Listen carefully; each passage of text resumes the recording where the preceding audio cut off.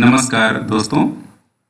आज हम लोग कक्षा 10वीं की पाठ्य पुस्तक लोकतांत्रिक राजनीति का पहला लेसन सत्ता की साझेदारी पढ़ेंगे। सत्ता की साझेदारी का जो पाठ है, इसकी कहानी यूरोप का एक देश बेल्जियम है और एशिया का एक देश श्रीलंका, जो भारत का पड़ोसी देश है, वहाँ की जातीय संरचना कैसी है और उस जातीय संरचना के आधार पर सरकार का गठन कैसे है, और सरकार के गठन के माध्यम से हम सत्ता की साझेदारी समझने का प्रयास करेंगे। सबसे पहले बेल्जियम की जातीय संरचना। बेल्जियम यूरोप का एक देश है जो क्षेत्रफल में भारत का जो राज्य हरियाणा है, हरियाणा से भी छोटा है बेल्जियम। आबादी बेल्जियम के लगभग 1 करोड़ है, जो हरियाणा की आबादी की आधी है। बेल्जियम में 59% लोग फ्लेमिश में रहते हैं और डच बोलते हैं। एक्चुअली बेल्जियम बहुत छोटा सा देश है, लेकिन बेल्जियम में 2 राज्य हैं, फ्लेमिश और वेलोनिया। तो 59% लोग फ्लेमिश में रहते हैं और फ्लेमिश में रहने वाले लोग डच बोलते हैं। 40% लोग वेलोनिया में हैं जो फ्रेंच बोलते हैं। बाकी जो 1% लोग हैं वो जर्मन भाषा बोलते हैं। बेल्जियम में 2 स्टेट, फ्लेमिश और वेलोनिया, और 2 तरह के लोग, डच और फ्रेंच। 59% डच बोलते हैं, फ्लेमिश में रहते हैं। 40% लोग फ्रेंच बोलते हैं, वेलोनिया में रहते हैं। राजधानी ब्रुसेल्स है और उस ब्रुसेल्स की जातीय संरचना एकदम अलग है। पूरे देश में डच बहुसंख्यक हैं 59% के साथ में, और फ्रेंच अल्पसंख्यक हैं 40% के साथ में। लेकिन जो राजधानी ब्रुसेल्स है, वहाँ 80% लोग फ्रेंच बोलते हैं, यानी फ्रेंच मेजॉरिटी में हैं, और 20% लोग डच बोलते हैं, यानी ब्रुसेल्स में डच माइनॉरिटी में हैं, अल्पसंख्यक हैं। अल्पसंख्यक फ्रेंच जो पूरे देश में हैं, अल्पसंख्यक वो अपेक्षाकृत ज़्यादा पैसे वाले हैं, समृद्ध हैं, पावरफुल हैं, और बहुत बाद में आर्थिक विकास और शिक्षा का लाभ प्राप्त होने के कारण डच के जो लोग हैं उनका विकास देर से हुआ और डच के लोग नाराज हैं। फ्रेंच पूरे बेल्जियम में संख्या में भले कम है, लेकिन पैसे वाले हैं, समृद्ध हैं, एजुकेटेड हैं, ताकतवर हैं। और उसी के साथ साथ डच जो बहुसंख्यक हैं, उनको डेवलपमेंट, विकास का जो लाभ है वो बाद में हुआ और वो लोग असंतुष्ट हैं अपनी स्थिति से।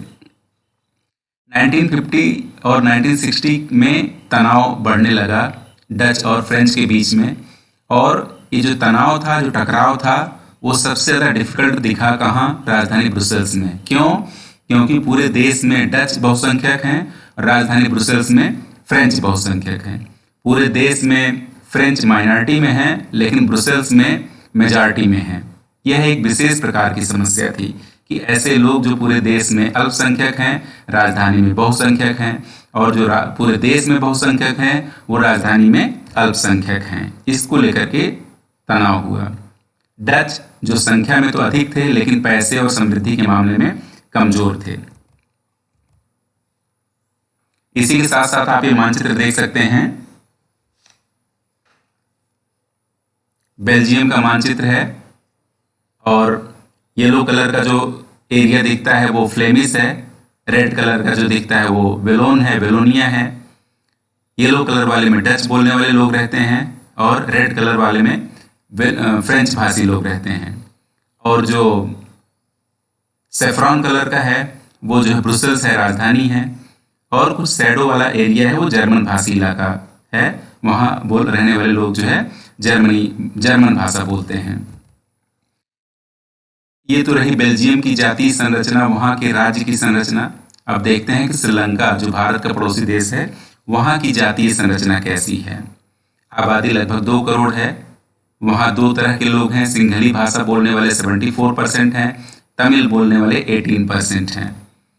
श्रीलंकाई तमिल 13% हैं, और बाकी जो 5% लोग हैं वो जो है ब्रिटिश पीरियड में भारत से ले जाए गए लोग हैं, यानी सिंहली 74% और तमिल 18%, और इस 18% में 13% श्रीलंका के हैं तमिल, और 5% कहाँ से हैं? भारत से हैं, जो ब्रिटिश पीरियड में बागानों में काम करने के लिए लेके जाए गए थे, गिरमिटिया मजदूर के रूप में।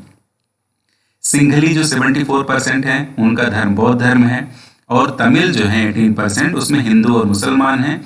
बाकी जो 7% बचता है उसमें तमिल और सिंहली दोनों भाषा बोलने वाले लोग हैं और वो ईसाई हैं, क्रिश्चियनिटी वाले हैं। ये श्रीलंका का मानचित्र है, श्रीलंका का नक्शा है, आप देख सकते हैं। येलो कलर वाला वो इलाका है जहाँ सिंहली हैं और रेड कलर वाला वो इलाका है जहाँ श्रीलंकाई तमिल हैं। डार्क रेड वाला जो इलाका है वहाँ भारतवंशी भारत के तमिल हैं और जो छोटे छोटे स्पॉट हैं ब्राउन कलर के वहाँ रहने वाले लोग जो है मुसलमान हैं। यानी श्रीलंका में सिंहली भाषा बोलने वाले लोग बहुसंख्यक हैं और ज़्यादातर इलाकों में सिंहली लोग हैं। बेल्जियम में डच भाषा वाले लोग, कंपैरिजन करना है अपने को कि बेल्जियम में जो जातीय संरचना है उसका सरकार पर क्या असर पड़ा, श्रीलंका में जो जातीय संरचना है उसका असर श्रीलंका की सरकार पर क्या पड़ा, क्या परिस्थितियां बनी हैं। बेल्जियम की पहले बात करते हैं। बेल्जियम में डच भाषी लोग अपनी बड़ी संख्या के बल पर शेष लोगों पर अपनी इच्छा थोप सकते थे जिससे लड़ाई बढ़ जाती। बेल्जियम में हम देखें हैं कि डच लोग बहुसंख्यक हैं और वो पावरफुल हो सकते हैं संख्या के आधार पर, और डेमोक्रेटिक सिस्टम में, लोकतांत्रिक व्यवस्था में संख्या के आधार पर ज़्यादा होने के कारण उनको सत्ता मिल सकती है और वो अपनी इच्छा थोप सकते हैं किस पर, फ्रेंच पर। श्रीलंका में सिंहली आबादी बहुमत में है और ज़्यादा है, वे लोग अपनी मनमानी चला सकते हैं। लेकिन देखते हैं कि जो सामाजिक संरचना की विविधता है, डाइवर्सिटी जो है सोशल स्ट्रक्चर में, एथनिक कंपोजिशन में, जातीय संरचना में, उसके कारण इन दोनों देशों में, बेल्जियम में क्या हुआ और श्रीलंका में क्या हुआ। तो सबसे पहले श्रीलंका में देखते हैं। श्रीलंका में बहुसंख्यकवाद, बहुसंख्या में कौन लोग हैं, सिंहली हैं जो 74% है टोटल पॉपुलेशन का। इलेक्टेड गवर्नमेंट, निर्वाचित सरकार ने सिंहली समुदाय की प्रभुता कायम करने के लिए बहुसंख्यकों के लाभ के अनेक कदम उठाए। क्योंकि सिंहली भाषा को बोलने वाले लोग श्रीलंका में ज़्यादा हैं तो निश्चित रूप से जब चुनाव होते होंगे तो सिंहली भाषा के लोग ज़्यादा रिप्रेजेंटेटिव के रूप में चुने जाते होंगे या सरकार में उनका बहुमत होता होगा। तो उन लोगों ने अपने ही समुदाय, सिंहली समुदाय के लोगों की प्रभुता कायम रहे, इसके लिए उन लोगों ने अनेक सारे कदम उठाए। जैसे 1956 के कानून के अनुसार सिंहली भाषा जो बहुसंख्यक लोगों की है वो राजभाषा हो गई। विश्वविद्यालयों एवं सरकारी नौकरियों में सिंहलियों को प्राथमिकता दी गई। पहला प्रयास 1956 के कानून के द्वारा सिंहली भाषा राजभाषा हो गई। दूसरा प्रयास विश्वविद्यालयों एवं सरकारी नौकरियों में सिंहलियों को प्राथमिकता दी गई, यानी ऐसे लोगों को मौका मिलेगा जो सिंहली भाषा बोलते हैं उनको सरकारी नौकरी मिलने में और विश्वविद्यालयों में पढ़ने पढ़ाने में। नए संविधान के अनुसार सरकार बौद्ध धर्म को संरक्षण प्रदान करेगी और बढ़ावा देगी, यानी सरकार का राजधर्म हो गया बौद्ध धर्म।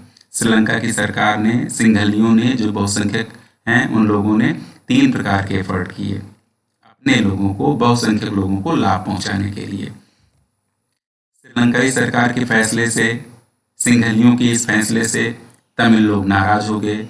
उनको लगने लगा कि बौद्ध धर्मावलंबी जो सिंहली हैं और उनकी जो राजनीतिक पार्टियां हैं, सिंहलियों की जो राजनीतिक पार्टियां हैं, सिंहलियों के जो राजनेता हैं, वो लोग तमिलों की कल्चर, तमिलों की भाषा और संस्कृति के प्रति केयरलेस हैं, असंवेदनशील हैं। उन्हें लगा कि सरकारी नीतियां उन्हें समान राजनीतिक अधिकारों से वंचित कर रही हैं, यानी गवर्नमेंट ऐसी है जो सिंहलियों की संख्या ज़्यादा है और बहुसंख्यक लोग वही हैं, इसलिए उनके द्वारा जो बनी हुई सरकार है या जिस सरकार में सिंहली लोग ज़्यादा संख्या में हैं वो लोग तमिलों के राजनीतिक अधिकारों के प्रति कैजुअल हैं, केयरलेस हैं, वो एफर्ट नहीं कर रहे हैं। और इसी के साथ साथ नौकरियों और फायदे के अनेक कामों में उनके साथ भेदभाव हो रहा है और उनके हितों की अनदेखी हो रही है। कौन कर रहा है, सिंहली कर रहे हैं। किसके साथ भेदभाव कर रहे हैं, तमिलों के साथ भेदभाव कर रहे हैं। सिंहली कहाँ रहते हैं, श्रीलंका में। तमिल कहाँ रहते हैं, वो भी श्रीलंका में। लेकिन सिंहली बहुसंख्यक हैं, तमिल अल्पसंख्यक हैं, जिसका परिणाम ये हुआ कि श्रीलंका में तमिलों और सिंहलियों के बीच जो रिलेशन होना चाहिए वो बिगड़ता चला गया। अब यहाँ एक बात दी गई है टेक्स्ट बुक में, बहुसंख्यकवाद। ये क्या है, यह मान्यता कि अगर कोई समुदाय बहुसंख्यक है तो वह अपने मनमाने ढंग से देश पर शासन कर सकता है और अपने लिए अच्छे कानून बना सकता है और दूसरे लोगों की अवहेलना कर सकता है। ये बहुसंख्यकवाद है, लोकतंत्र नहीं है, ये बहुसंख्यकवाद है। तमिलों ने राजनीतिक पार्टियां बनाई, तमिल को राजभाषा बनाने या क्षेत्रीय स्वायत्तता प्रदान करने, इसी के साथ साथ शिक्षा और रोजगार में समान अवसरों की मांग को लेकर के संघर्ष किया, जिसे सिंघलियों ने एक्सेप्ट नहीं किया, मना कर दिया, इनकार कर दिया। यानी जिस तरीके से सिंघलियों को लाभ मिल रहा है उसी तरीके से तमिल लोगों को भी लाभ मिले। तमिलों के द्वारा जो प्रयास किया गया, उनके प्रयासों की, उनकी मांगों की अवहेलना की गई सिंघलियों के द्वारा। दोनों समुदायों के बीच अविश्वास हो गया, टकराव का स्वरूप ले लिया, और ये जो टकराव है सिंघली और तमिलों के बीच का जो टकराव है वो श्रीलंका में गृह युद्ध में बदल गया और हजारों लोग मारे गए। गृह युद्ध ने श्रीलंका के सामाजिक, सांस्कृतिक, आर्थिक जीवन में काफी परेशानियां पैदा कर दी। हम जानते हैं कि युद्ध किसी समस्या का हल नहीं है, बल्कि युद्ध से अनेक सारी समस्याएं खड़ी हो जाती हैं। उसी तरीके से श्रीलंका में तमिल और सिंघलियों के बीच गृह युद्ध के कारण श्रीलंका का सामाजिक, सांस्कृतिक, आर्थिक जो विकास है वो अवरुद्ध हो गया। अब एक नई चीज, बात बोले भेद खोले। एथनिक या जातीय संरचना क्या है? लोगों का ऐसा समूह एक जाति का कहलाता है जिनकी संस्कृति एक जैसी है और यह माना जाता है कि वो एक पूर्वज की संतान है और उनकी शारीरिक संरचना, उनके धर्म, उनका रहन सहन एक जैसा है। इसे जातीय संरचना या एथनिक कंपोजिशन कहते हैं। बहुसंख्यकवाद, बहुसंख्यक समुदाय के प्रश्न है। बहुसंख्यक समुदाय के शासन में क्या हर्ज है? अगर श्रीलंका में सिंघलियों का राज नहीं होगा तो किसका राज होगा? प्रश्न तो सही है कि श्रीलंका में सिंघली क्योंकि बहुसंख्यक हैं, उनका शासन नहीं होगा तो किसका होगा? निश्चित रूप से श्रीलंका में सिंघलियों का शासन होगा, लेकिन उसमें क्योंकि तमिल भी श्रीलंका में रहते हैं, इसलिए उस शासन में तमिलों को भी भागीदार बनाया जाना है और बनने वाले कानूनों से तमिल के हितों की भी रक्षा होनी है। ऐसा होना चाहिए। बात बोले भेद खोले। गृह युद्ध क्या है? किसी मुल्क में सरकार विरोधी समूहों की हिंसक लड़ाई ऐसा रूप ले ले कि वह युद्ध सा लगने लगे, उसे गृह युद्ध कहते हैं। सरल शब्दों में, एक ही देश में रहने वाले विभिन्न समूहों में आपसी टकराव ऐसा जो युद्ध के जैसा हो, उसे गृह युद्ध कह सकते हैं। बेल्जियम की सरकार ने क्या किया? अभी हमने देखा, श्रीलंका की जातीय संरचना देखी, बेल्जियम की जातीय संरचना देखी। श्रीलंका ने क्या किया? सिंघलियों को बेनिफिट मिले ऐसा कुछ किया गया, तमिलों को नुकसान हो ऐसा हो गया। बेल्जियम की सरकार ने क्या किया? बेल्जियम ने कौन सी समझदारी की अपने यहाँ की जातीय संरचना को संभालने में? देखते हैं। बेल्जियम की सरकार ने 1970 से 1993 के बीच संविधान में अनेक संशोधन किए ताकि सब लोग मिलजुल करके रहें। जबकि हमने पढ़ा है कि श्रीलंका की सरकार ने, सिंघलियों की सरकार ने अनेक सारे कानून ऐसे पास किए जिससे टकराव बढ़ गया। देखते हैं कि बेल्जियम की सरकार ने कौन सी समझदारी दिखाई। संविधान के अनुसार केंद्रीय सरकार में डच और फ्रेंच भाषी मंत्रियों की संख्या समान होगी और कुछ विशेष कानून तभी बन सकते हैं जब दोनों भाषाई समूह के सांसद सहमत हों। कहने का मतलब क्या है?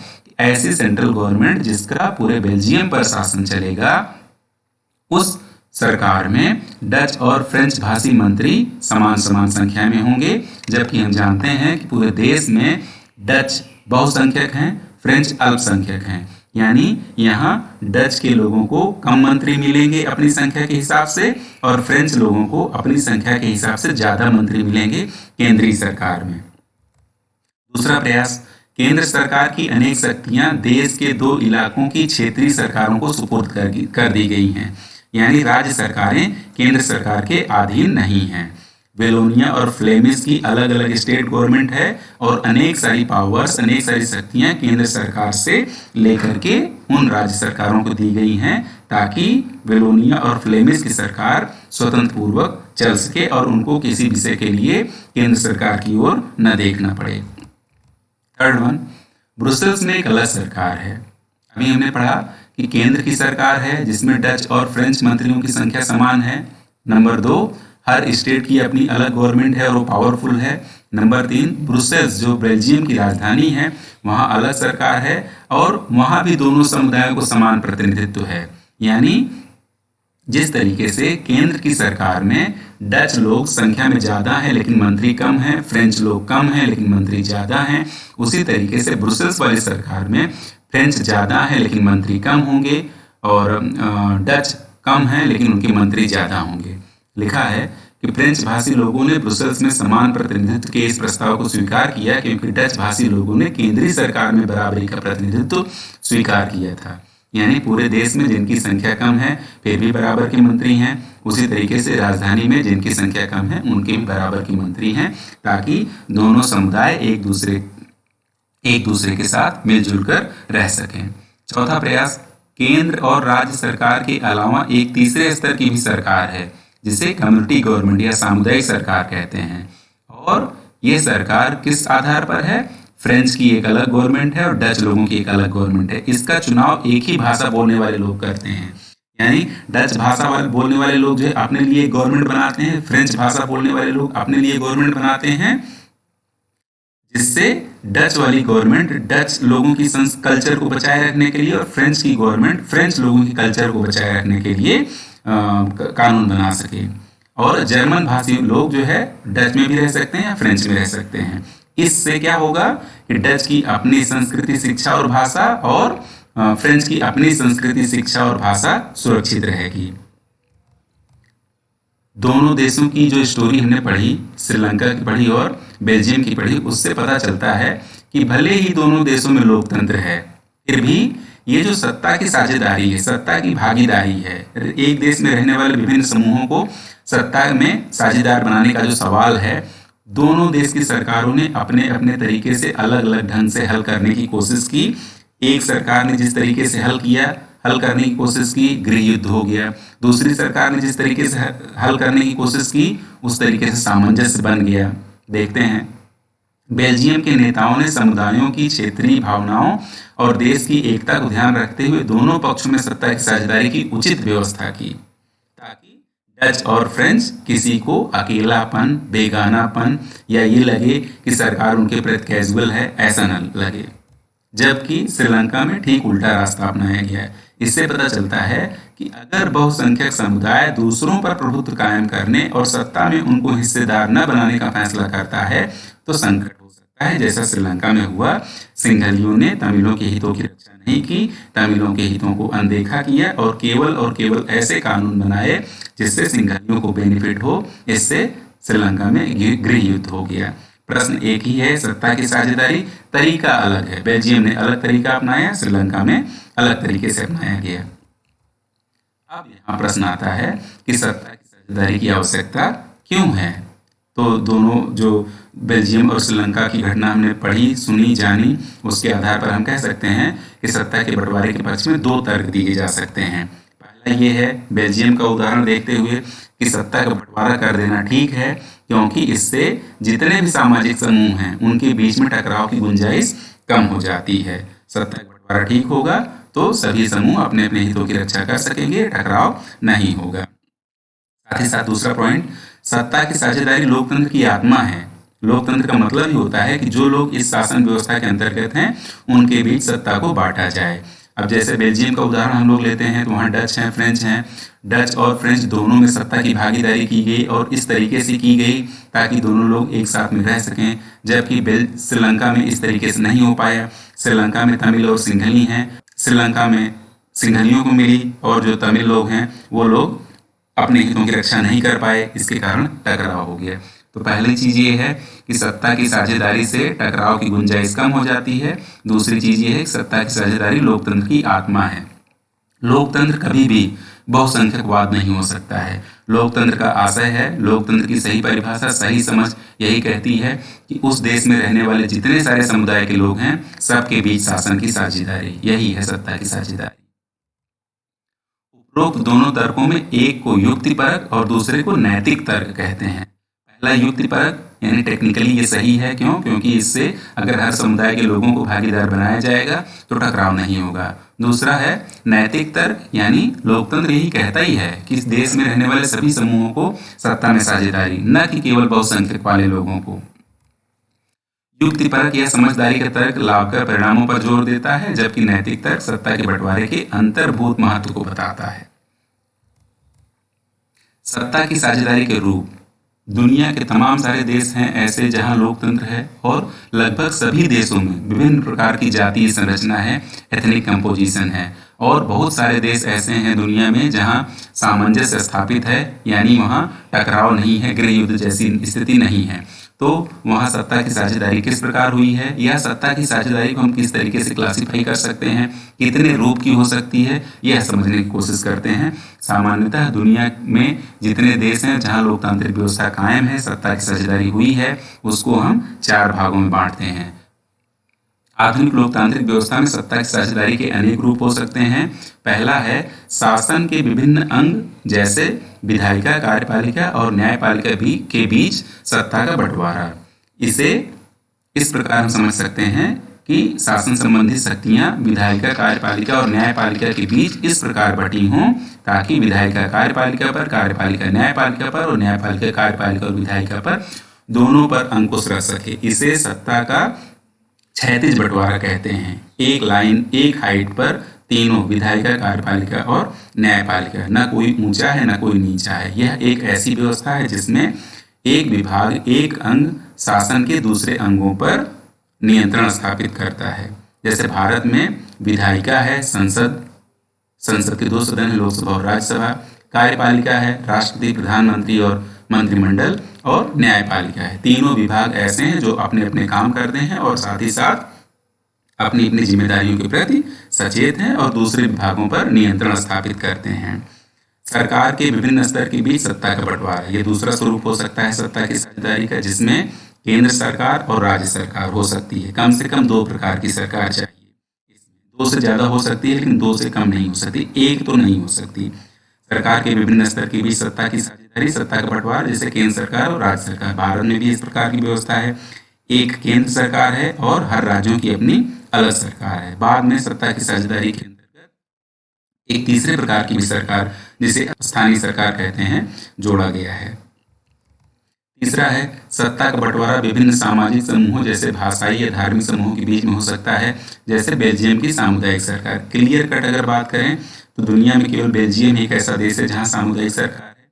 भारत जैसे देशों में सामुदायिक सरकार नहीं है, लेकिन केंद्रीय कार्यपालिका जो है, केंद्रीय जो विधायिका है, संसद के जो सदस्य हैं, संसद के सदस्यों की जो व्यवस्था है उसमें जातीय आधार पर सामाजिक आर्थिक रूप से पिछड़े हुए जो एससी और एसटी वर्ग के लोग हैं उनको आरक्षण प्रदान है। इस प्रकार हम समझ सकते हैं कि सामुदायिक सरकार का जो कंसेप्ट है वो बेल्जियम की तरह भारत में भी कुछ न कुछ व्यवस्था स्थापित करता है ताकि सामाजिक और आर्थिक रूप से पिछड़े हुए लोग भी सत्ता की साझेदारी प्राप्त कर सकें।